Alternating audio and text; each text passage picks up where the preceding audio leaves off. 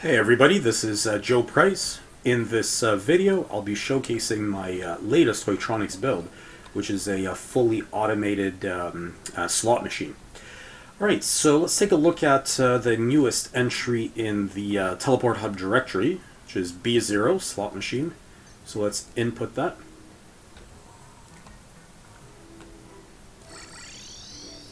Alright, here we are. Now, in a moment, I'll be passing through this Hoik system to actually enter the machine. This Hoik is designed to add cash to the account. We're going to need that cash to actually play slots. And the way that that's going to happen is we'll be passing over a pressure plate, and that pressure plate will trigger a mechanism that will add the cash to our account. Let's take a look. Alright, there we have it. So $21 was added to the account, and it's always $21 that we begin the game with. So the way that this is going to work is I'll be pulling a lever here. When I pull the lever, I will randomize the symbols that are present in all three of these slots. Each slot can have one of three symbols appear in it, either a 7, a diamond, or a spade. If three of the same symbol pops up in all three of the slots, that's a winner, and money will be added to the account. The diamonds are the most frequently seen symbols. They have the greatest likelihood of cropping up. And 3 diamonds in a row results in a payoff of $10. 3 sevens or 3 spades, the payoff is going to be $20. Now, it takes $1 to play, so $1 each time the lever is pulled. Alright, let's see how this actually functions. Let's play. Alright, so our first pull is actually a winner. Got 3 sevens in a row. Winner lights up at the very top. And notice how we started with $21. It went down to 20 initially, the cost of pulling the lever. And then we had a payout of $20. Now we have 40 to work with. Let's play some more. So that's not a winner. The dollar value went down from 40 to 39. Let's try again. Another miss. Let's go some more.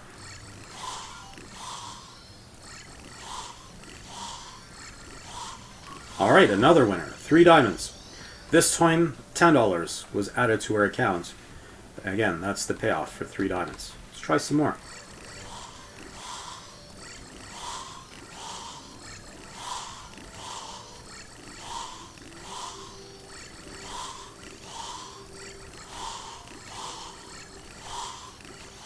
Alright, now before I continue, what are we actually trying to achieve here? So, to win, we need to reach $100 or more. Once we reach 100 or more, this door to my immediate left will become actuated. It'll give us access to the corridor beyond, and in that corridor there's a treasure chest filled with some pretty rare items, pretty big payoff for ultimately beating slots. Let's try a few more times.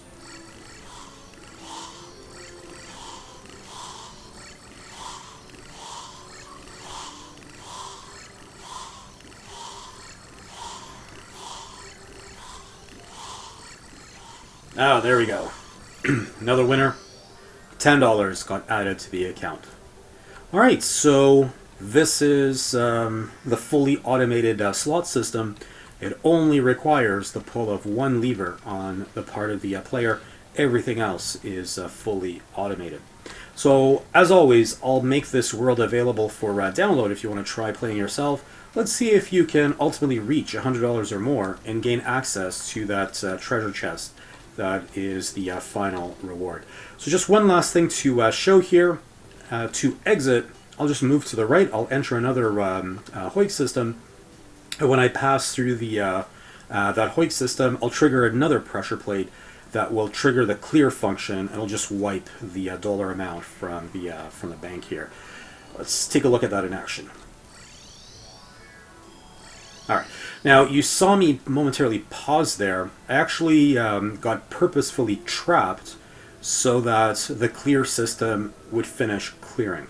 Once it finishes clearing, it ejects me from the Hoik, and I am free to teleport back to home base. Alright, so there we have it.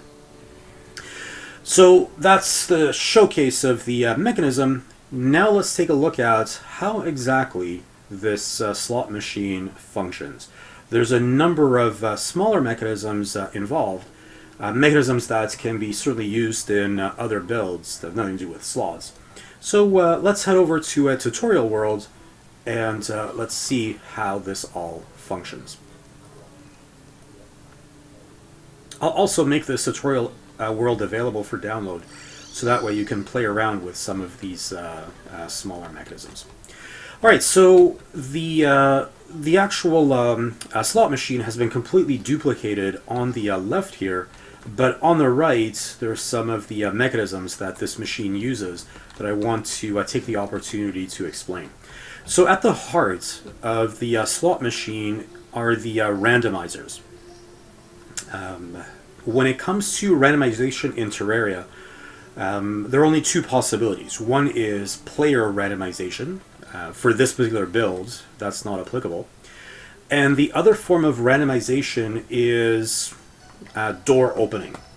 There have been no other mechanisms discovered to date apart from door opening.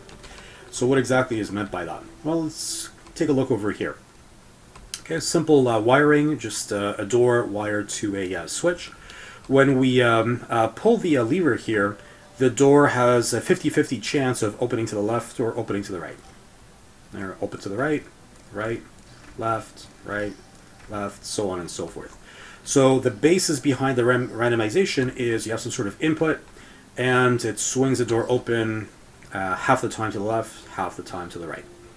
So how can we actually implement this so that we get random outputs? Well, let's turn our attention over here to this Hoik-based randomizer that I recently designed. So at the heart of this Hoik-based randomizer is a door on the left here. So that's the critical door. Now this door can be in one of two states, either in a closed state or in an open state. If the door is in a closed state, the skeleton that's going to be summoned into this Hoik system will end up passing straight through. And the reason it will pass straight through is because a closed door is the equivalent of solid blocks. And if I replace this door with solid blocks, that's exactly how the skeleton would behave. It will pass straight through. And it's this pressure plate right here that will be triggered that leads to the output. Let's take a look at the wiring here. So through the green wire, our output is just represented by this torch. And this pressure plate is also connected to a spiky ball trap, because we typically will want to kill the skeleton as quickly as possible. A lot of times we'll have these randomizers all in a chain, so lots of skeletons might have to be summoned along the way, and there's a limit to the number of skeletons that can be in the world at any one time. So killing them off as quickly as possible is essential. In any event, closed door, skeleton passes straight through, triggers that pressure plate. However, if the door is open, then all of a sudden this is no longer the equivalent of having solid blocks. And without any solid blocks here, the skeleton will take a different path. The skeleton will actually be hoiked upwards because of this up hoik tooth here. And once it's hoiked upwards, these hoik teeth will propel it immediately to the left. There's another kill chamber here, spiky ball trap, that will kill off the skeleton pretty quickly. There's lava right at the start, and the logic behind that is we want the skeleton to take a bit of damage initially, so that when it reaches the spiky balls will kill the skeleton off in one hit. Without the lava, the kill would actually be a little bit delayed, because then the spiky ball would have to hit the skeleton twice. Alright, let's demonstrate this. So with the door closed, let's see what happens to the skeleton. Yeah, we see that it's passing straight through, and it keeps turning the torch on and off. With the door open, okay, so this pressure plate is now connected to the other output, the other torch here. Let's see what happens with the door open. Yeah, it keeps going straight up. Alright. So now the big question is, what exactly is going on with this other door here, and how do we make this completely automated without me having to manually set the door either to a closed state or to an open state? So let's come over here and let's check the wiring. Alright, so when a skeleton is summoned into this initial Hoik going to the right, it first will pass over a pressure plate that will activate this door on the right. Now, why is this door on the right here? So the door on the left is the one that controls the path the skeleton is going to take. But the problem is that if you just activate that door, it's just going to open. It's going to open to the right. Now, there's no randomization in that. Hence the need for this other door. So the idea is, once we activate this door, it'll open 50% to the left, 50% to the right. If it opens to the left, then the left door cannot open at that point. So if the left door is activated at that stage, then it'll just remain closed. If, however, this right door opens to the right, then the activation of this left door will cause the left door to open. So, in other words, we will end up with a 50-50 chance of this door remaining closed, 50-50 chance of it actually opening. Okay, so going back to the wiring, so like I said, first pressure plate activates this door on the right to open either way, and then the skeleton will pass over the next pressure plate, which will then activate the left door, and at the same time close the door on the right. That's just a reset system here. Finally, whichever path the skeleton takes, there are also resets built into that. So here, the blue wire, if the skeleton ends up going through the top path, that's because the door is open. So hitting that pressure plate will cause the door to close again. Again, just resetting the system. If the skeleton goes straight through, well, the door was closed already, so there's nothing to reset. So the wire just leads to the output and just passes through the spiky ball trap along the way. Yeah, so let's take a look at what happens after a number of trials. Just keep watching the torches up above. See which ones are getting activated and deactivated.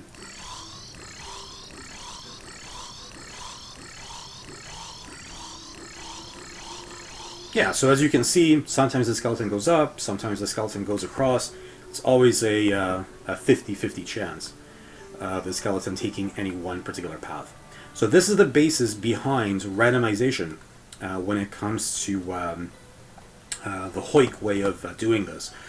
And the slot machine requires quite a number of outputs, not just two, which means that we'll have to take these mechanisms and just link them all together. Meaning, if one of these pressure plates is activated, it's connected to the next randomizer in line, and then it just triggers that kind of cascade where there's a skeletons that pass through the entire cascade, activating random outputs. Now, so let's see how this is actually all strung together, all these randomizers, how they're strung together in the slot machine. Okay, so we'll enter. And again, we have $21 added to the account. There's a slight difference in terms of symbols.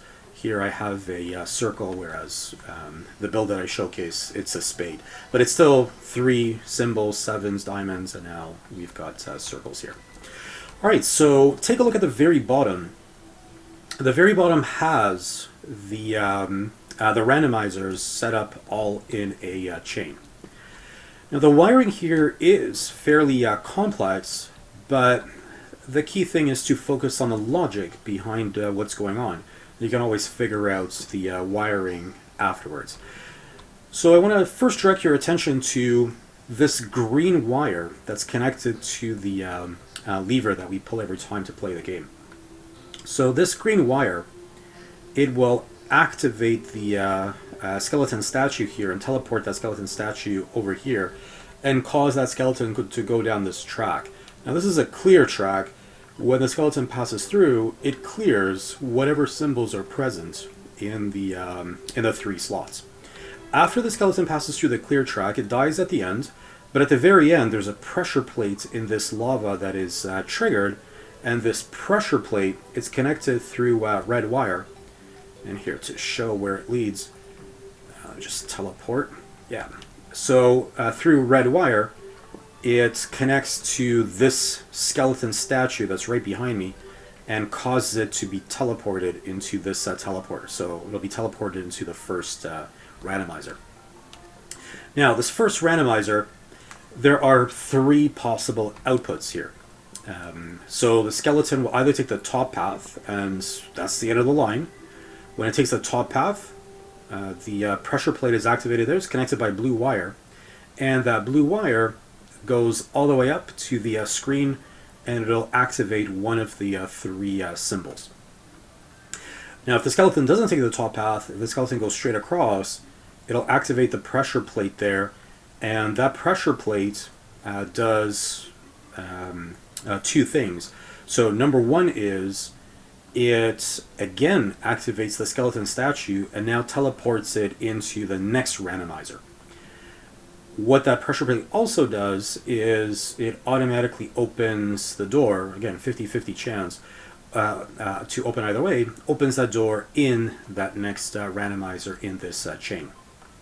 So in this next randomizer, the skeleton will either go up and activate the pressure plate that's connected through green wire to a different display, or it'll go straight across and activate the pressure plate that's connected through red wire to the final possible symbol that can be displayed.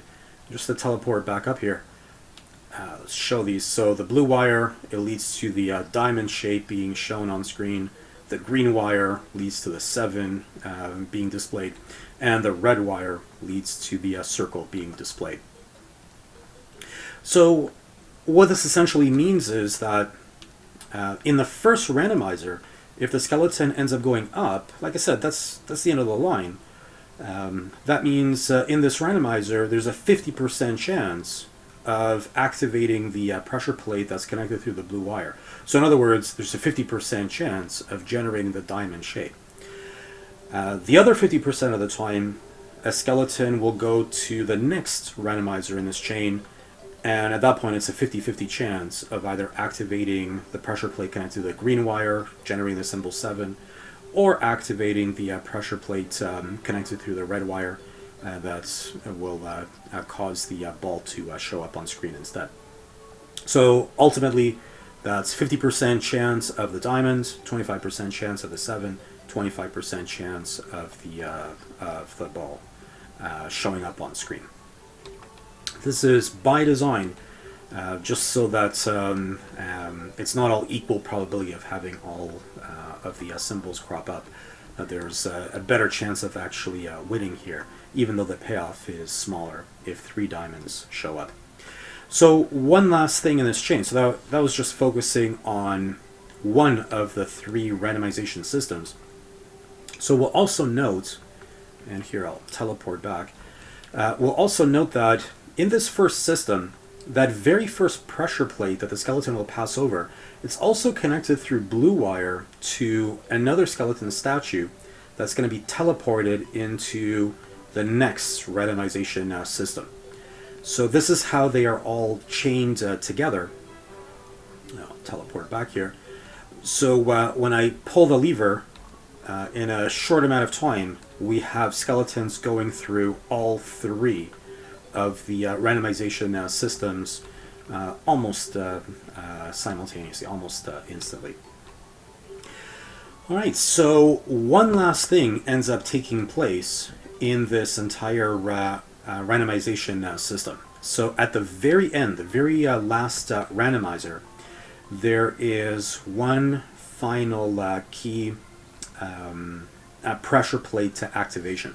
So if we direct our attention right to the very bottom there, when the skeleton enters the 3rd randomizer in this sequence, that pressure plate that's activated will not only activate that door, 50% of the chance either way, but it's actually connected through wire to, it goes off screen here, but it's connected through wire to the 3 skeletons that you see on the left here. Now it activates these skeletons. they'll pass through these ghost doors. They'll trip the pressure plates here, which will cause the skeletons to be hoiked all to the right simultaneously. And as they pass through, well, two things of note. One is they're hit by lava initially, so they sustain some damage, which means any further damage they sustain will just instantly kill them. There are, in each of these rows, there are 3 spear traps. Now, these spear traps, as a default, are in the on state. What that means is that pressure plate that is connected to the spear trap, it will be touched, it will be activated by the skeleton, causing the spear to come out and just kill the skeleton before it can actually move any further. So the only way to deactivate this is by toggling this pair of Hoik teeth. If the bottom Hoik tooth is in the foreground, that means that pressure plate immediately to the right will get activated. If, however, this bottom Hoik tooth is actuated and the top Hoik tooth is deactuated, then all of a sudden this pressure plate is no longer going to be touched by the skeleton. So the whole idea is that we want to deactuate all 3 of these Hoik teeth to make sure that the skeleton can actually pass straight through without being killed by any of these spear traps. So this first row, that's for diamonds. Now we can already see that there's 1 diamond up on screen, and immediately below, notice how this pair of Hoik teeth has been toggled, which means this pressure plate is not going to be activated, so it's not going to fire that that spear trap. But the problem is that the skeleton will already die over here. We don't have a diamond, we have the ball shape here, and therefore it won't even make it all the way through. So to make sure that it can get through, we need all 3 diamonds for the skeleton to pass through that entire track. Now, let me make that happen here. Okay, get rid of the ball, introduce the diamonds, and in doing so, I just flipped this pair of Hoik teeth. That pressure plate is not going to be activated. I'll do the same thing here, get rid of the 7, add the diamond, same thing here. That pair has now been flip-flopped, so the skeleton can go straight through. So this top track is for diamonds. The other 2 tracks are for 7s and the balls, and therefore you can only have 1 winner at any one time, either for 3 diamonds, 3 7s, or 3 balls here. Finally, if a skeleton actually manages to go straight to the end, right at the end, there are pressure plates here that, when activated, will trigger the mechanism of adding points to the system. Just show the wiring here. So there's 2 possibilities here. Either this top pressure plate is connected through the red wire to the skeleton up here, and I'll explain in a moment what's going on up there, but bottom line is it will end up hoiking one of these NPCs, and thus entering this system where points are going to be added to the total. For the other 2 tracks, for the 7 and for the balls, there's going to be an activation of pressure plates hooked up to a bird statue, and that bird statue will spawn a bird that will fly and ultimately get killed on the far right here, but in doing so it'll pass over 2 pressure plates, which essentially are connected to the same skeleton, same mechanism, but because the bird will pass over 2 pressure plates, that means the system will be activated twice. Now, each time the system is activated, it adds $10 to the point total, so if the bird triggers the 2 pressure plates here, then $10 will be added twice. Alright, so that's how this entire mechanism works as far as what symbols show up in the slots. So the only thing left to explain is exactly what is going on here in terms of the dollar amounts. How exactly are these numbers going down and how are they going up, all in one system. So let's take a look at a much simpler setup to make it a little bit clearer as far as what is going on here. All right, so exit.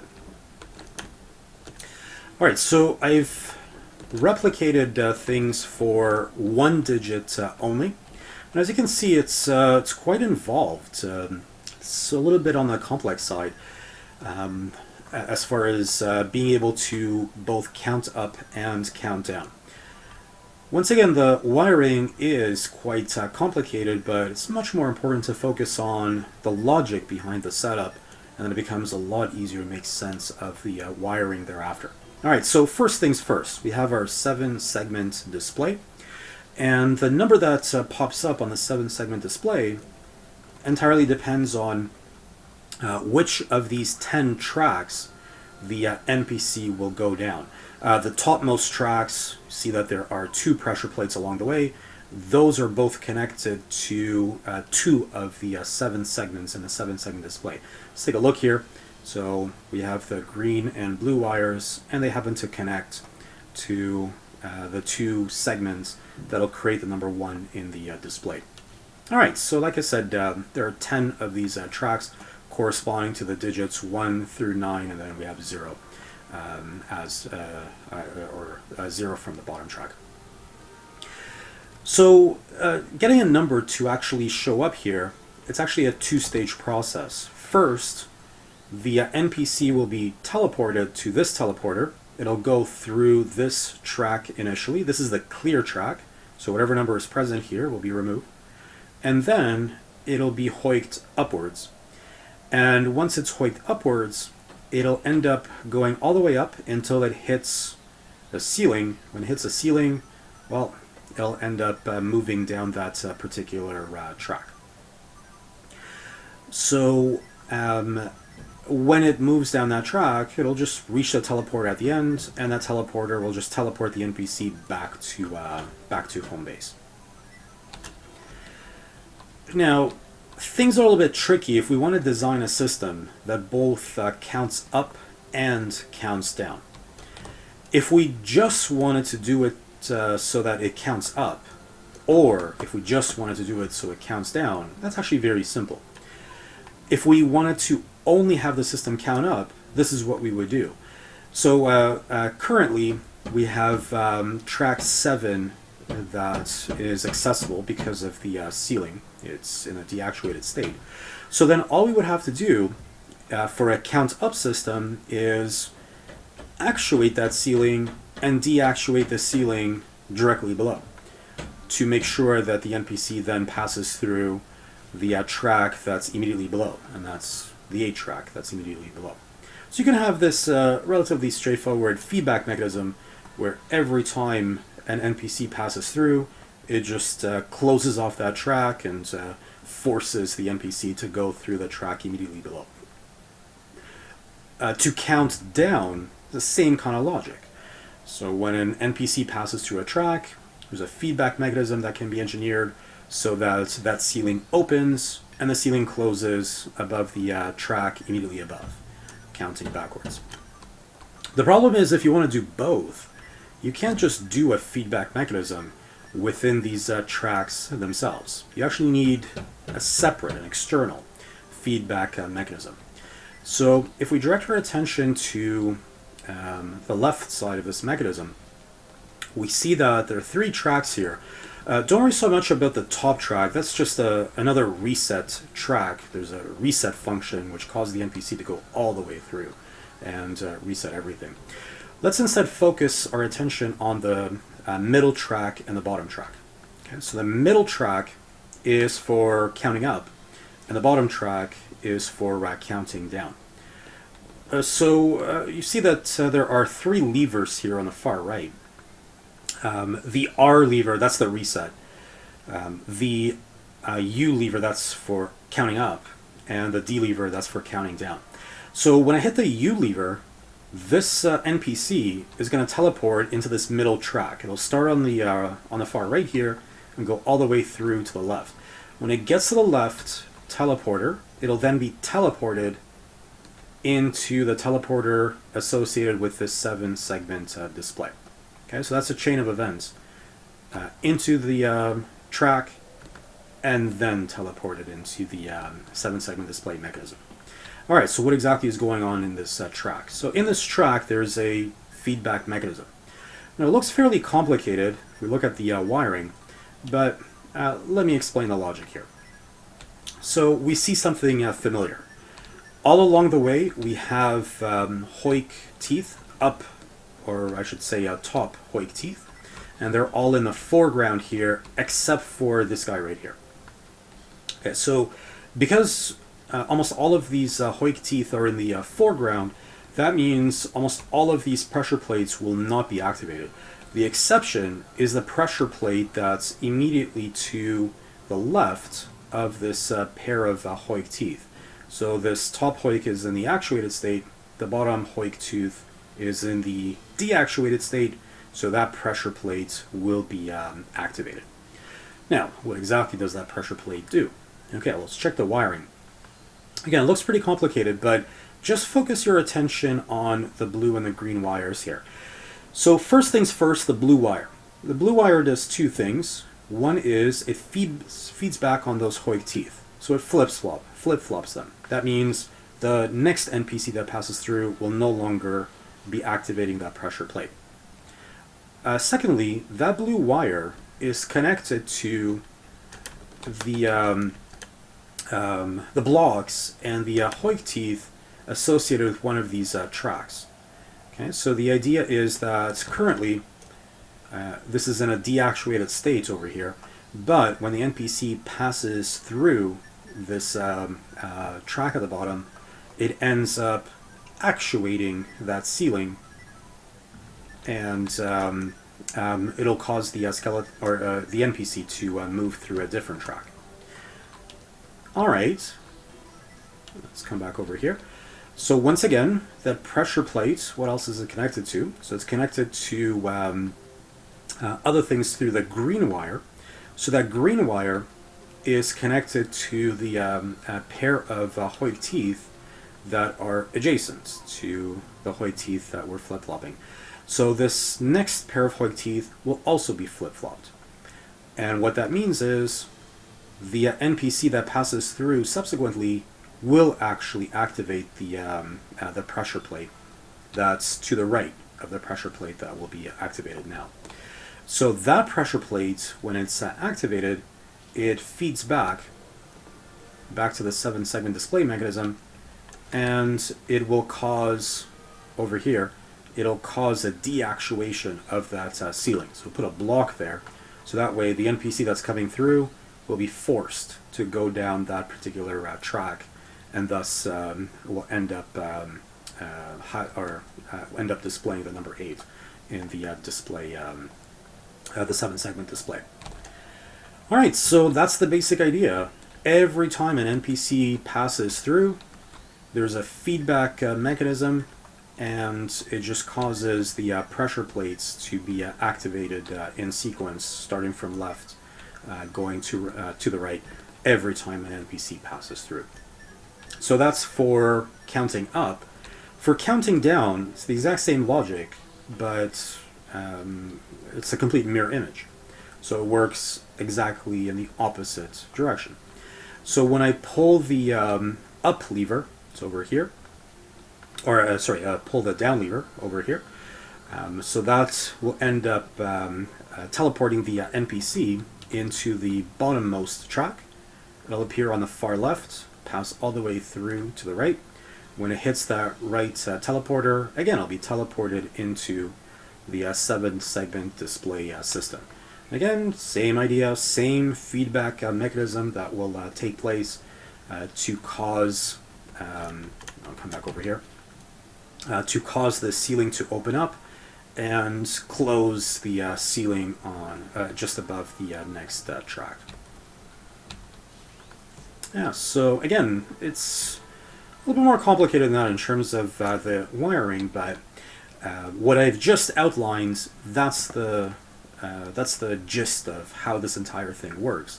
So if you wish to examine the wiring here in a little bit more detail, try to make sense of everything, of course you're welcome to do so.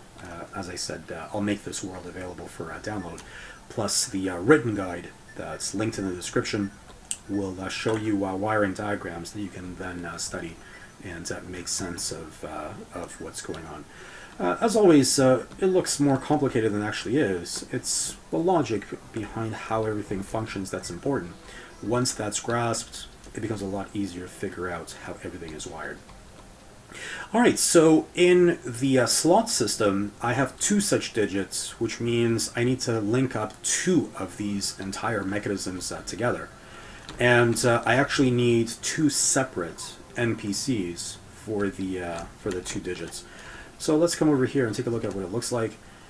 So right up top, that's for the first digit, and up top over here, that's for the next digit. And basically the way the two are linked is as follows. When an NPC ends up passing through one of these tracks for either count up or count down, if it were to switch from a 9 to a 0, it'll immediately trigger the other NPC to pass through the other system associated with the other digit, so that when we jump from 9 to 0 in the 1 slot, we go up by 1 in the 10 slot. Okay? Same thing with counting backwards. If we were to go from a 0 back to a 9, again, it'll trigger the other mechanism to count down by 1 digit in the 10 slot. So if we had 20 going down to 19, 20 going down to 19 would mean 0 goes down to 9 in the 1 slot, and the 2 would go down to 1 in the 10 slot. Once again, the wiring, quite complicated looking, but if it made sense to you what I just described, then it shouldn't be as difficult to track the wiring in this entire mechanism. The final thing to explain here is how exactly we send these NPCs into the count up or count down system. So I use a teleporter system to do that. Let's come over here. The teleporter system that I use works as follows. So see that these three levers, they are connected through green wire to Hoik teeth. When these Hoiks get deactivated, they'll propel the NPC into the teleporter hub immediately to the right. Now, which teleporter they're going to end up using entirely depends on the actuation or deactivation state of Hoik teeth at the junction points. So at the first junction points, we currently have a Hoik tooth that's in the deactivated state, and that means the NPC will end up moving to the right past the junction point. Same thing is true of the next junction point. The NPC will just go straight past all of that and go all the way to the end, be hoiked up, and then to that teleporter on the right. If, however, we were to actuate that particular Hoik tooth, the NPC would end up going straight up and then to the left and use this leftmost teleporter. So if you check the wiring here, the reset mechanism, if I pull that, it's also connected through red wire to that Hoik tooth, and it's also connected to the pressure plate up top. That's just to reset that Hoik tooth to its original position. So in the slot mechanism, of course, we don't have switches like these. Instead, we have pressure plates that are connected to the teeth that will propel the NPC and will dictate which teleporter the NPC will end up taking. So the next step is for you to try this out on your own. You can download the main world, have some fun with the slot machine, and see if you can break $100 and gain access to that treasure chest. And check out the tutorial world too. Play around with some of these mechanisms just to get a sense of what's going on, how they function, examine the wiring, and do take a look at the written guide as well. Because the written guide will have diagrams of the wiring, and it'll help in figuring out what exactly is going on, how everything is wired. All right, so that is the end of the tutorial for this most recent Hoiktronics build. And do keep in mind that a lot of these mechanisms, they have many other uses, many other functions. The slot machine, well, it's just for fun, but many of the mechanisms can be used in even more elaborate builds. Alright, so that's it for now. Expect another major Hoik build within a week or so, but enjoy the slot machine for the time being. Alright, take care.